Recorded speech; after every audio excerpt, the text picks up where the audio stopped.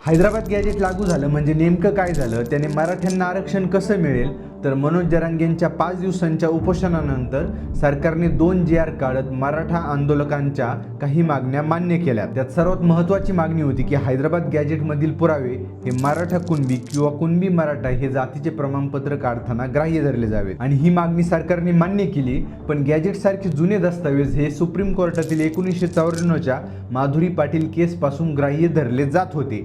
मग या GR मध्ये सरकारने नवीन काय केलंय, तर संपूर्ण महाराष्ट्रातील मराठा समाजाला 1967च्या आधीचे पुरावे दाखवून कुणबी हे जातीचं प्रमाणपत्र मिळवता येत होतं. पण त्यात हिंदू कुणबी असा उल्लेख असायचा, मराठ्याचा तिथे कुठेही उल्लेख नसायचा. आता तसे का होते, तर आधीचे पुरावे देताना त्यात मराठा शब्दाचा उल्लेख जरी असला तरी ते कास्ट सर्टिफिकेटचे ॲप्लिकेशन रिजेक्ट व्हायचे, रद्द व्हायचे.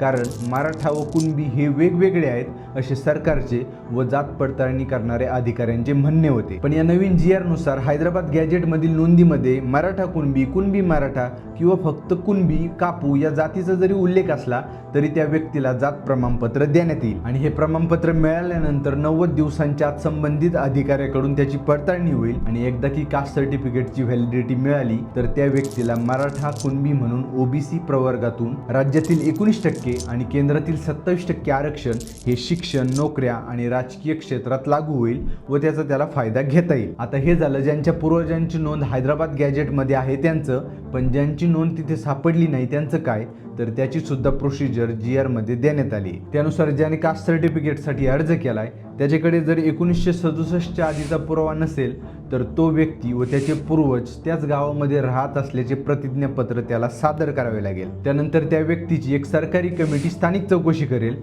त्यात त्या व्यक्तीच्या गावातील, कुळातील किंवा नातेसंबंधातील जर एखाद्या व्यक्तीचे कुणबी सर्टिफिकेट असले तर त्याला मराठा कुणबी म्हणून जात प्रमाणपत्र द्यायचे की नाही हे ती सरकारी कमिटी ठरवेल. म्हणजे सोप्या भाषेत सांगायचं झालं तर ज्याच्याकडे पुरावा नाही आहे त्याला सुद्धा आरक्षणाचा फायदा घेता येऊ शकतो.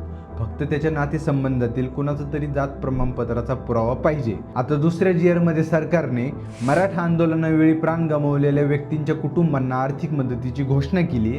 गुन्हे मागे घेण्याचा सुद्धा निर्णय घेतलाय आणि शिंदे समितीला अजून नोंदी शोधण्यासाठी मुदतवाढ दिली आहे. आणि सगळ्यात महत्त्वाचं म्हणजे ज्या 58 लाख नोंदी सापडल्या होत्या त्या प्रत्येक गावातील ग्रामपंचायतच्या नोटीस बोर्डवर लावण्याचे आदेश सुद्धा सरकारने दिलेले आहेत. आता त्यात तुमच्या पूर्वजांचे नाव आहे की नाही हे पाहण्याची जबाबदारी तुमची.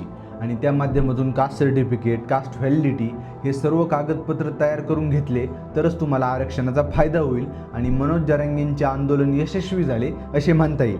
आता ही माहिती आवडली असेल तर लाईक, शेअर, सबस्क्राईब करा. इंस्टावर पाहत असाल तर फॉलो सुद्धा नक्की करा.